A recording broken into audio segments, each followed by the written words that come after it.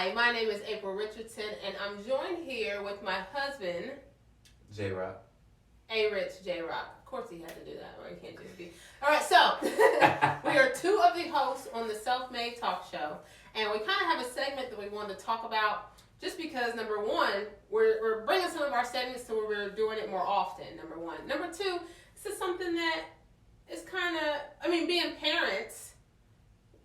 With blended families and everything, we have both sides, so right. we can really talk about this subject. All right, so our topic today is going to be about parenting, and I don't really want to say exactly what it's going to be, but just basically not owing your children when it comes to them getting older. Yeah. So, do you want me to start? You can start because you already told me a little bit about this before. All right, so I woke up one morning, and when I woke up, so for anyone who knows me, I am dedicated to my children. When I say I absolutely love my children, I built my life around my children. I am at the point to where my oldest is 17 that I cry because I don't know what I'm going to do when all my kids leave the house. That's how into my kids I am.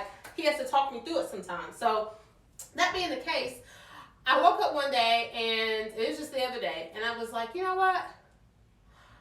Sometimes old school parents, and not just something that I've been through, it's something that a lot of my friends have been through too.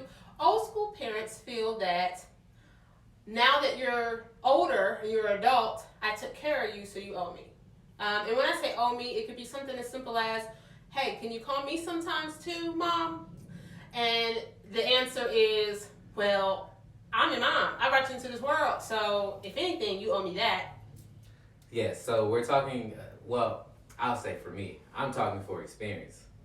I'm talking from experience too. Oh, I didn't know if she wanted to just put it I don't out. have a problem saying that. I'll put it out because this is very touching for me. Because at the end of the day, it's supposed to be where both of us is calling, but I'll just speak for my mom. She wants me to call. She says I am supposed to call her and check up on her. It's not supposed to be where she's supposed to check up on me. I'm supposed to check up on her all the time, and I just don't get that. I don't understand that. Well, and the thing is, this is the way I see it, and this is how I explain to my kids. I don't owe, you don't owe me anything because it's kind of what I'm owed was prepaid. Just right. Like you had me, you chose to have me, you chose to keep me and take care of me. Just like your mom chose to have you and take care of you. So that was your payment. You got prepaid. She took care of you. Right. She got her payment from her mama because she was prepaid when she got taken care of. And even if your mom wouldn't take care of you, somebody did. Even if it was God, you got taken care of. So that being the case, I'm just trying to kind of normalize the fact that it is not the child's job, even though they're grown, to have a one-sided situation. Now we're grown, so yes, we should both contribute. So just like I should call you, you should call me, vice versa. We build the relationship and keep it. It's not one of those situations where because you're the adult or you're the older adult, because we're both adults now. And by no means am I saying that, I don't like calling or that you shouldn't call your parents. You should always call your parents. You can. But it should be that you should feel the love going both ways. You don't owe it to your parents to be like, well, I have to make sure I call them and keep in touch with them all the time when they're not keeping in touch with you. It shouldn't be that you just feel that pressure on you to call them all the time. And mine isn't even calling. And I know there's a chance that my mom will probably see this. Mine isn't calling because she will call and she will text.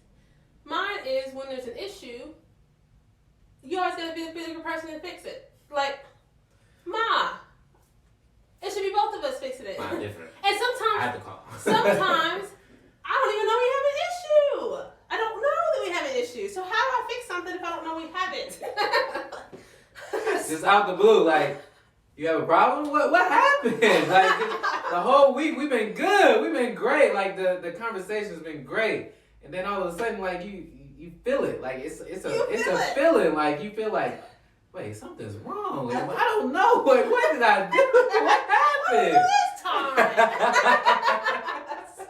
so and you guys, I know that we're not the only people who experience this. So this is not a bash on our mothers, because we love our mothers to life.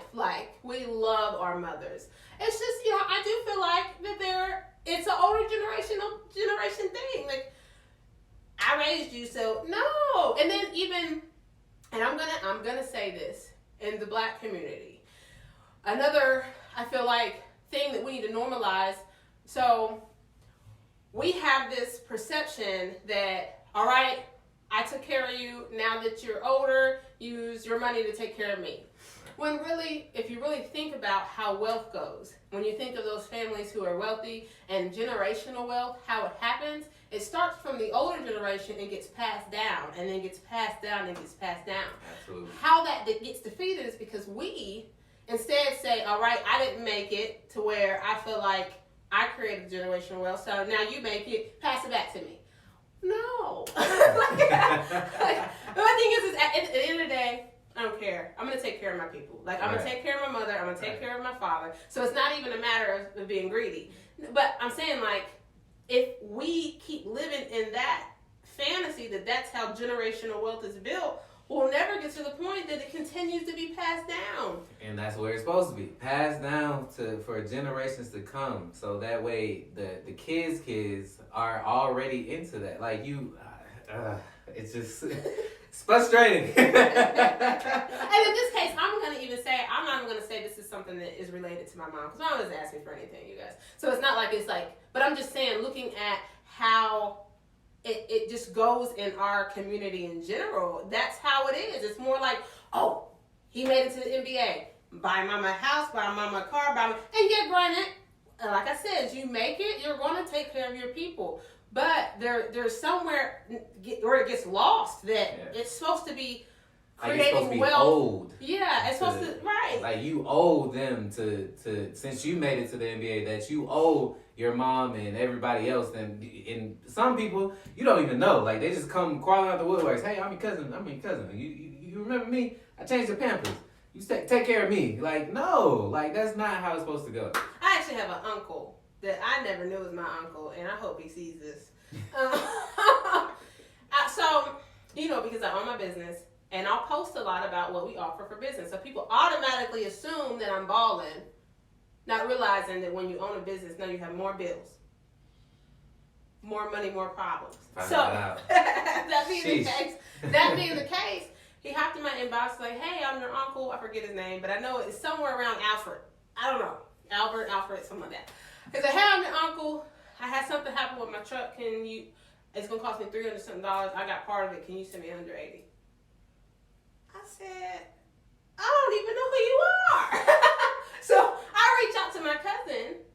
Shout out to Amaris. Hey, girl. I'm like, is this our family? She's like, girl, yes, our family. She said, don't comment back. So she already knew. Yeah. I'm like, how does that happen? Like, family.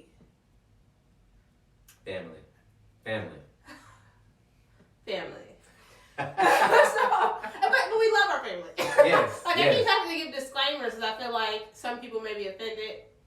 And I'm not trying to offend anybody. Know, and I'm going to put this out there. My family might be offended, but I love y'all. And I'm just trying to give y'all, a little insight. This is a better mindset to go into family, what family really means. Because somewhere we kind of lost it. But I want it back. I feel like even in that, these are our opinions, right? Yeah. So they probably have some stuff that they feel about us that's like, well, do you realize? So that's okay. Yeah. I feel like we learn by communicating. Right. But while we communicate, that rule that says, if it's in our house, keep it in our house. Mm-hmm. How do we help generations after us get better if we can't communicate out loud? Right. So that's kind of where this is coming from. We communicate out loud so that way we can recognize the problems, fix them, and then pass down the solutions instead of passing down the problems. Absolutely. All right, so this was a great topic. We're going to end it here because when we're talking about certain things, I could talk.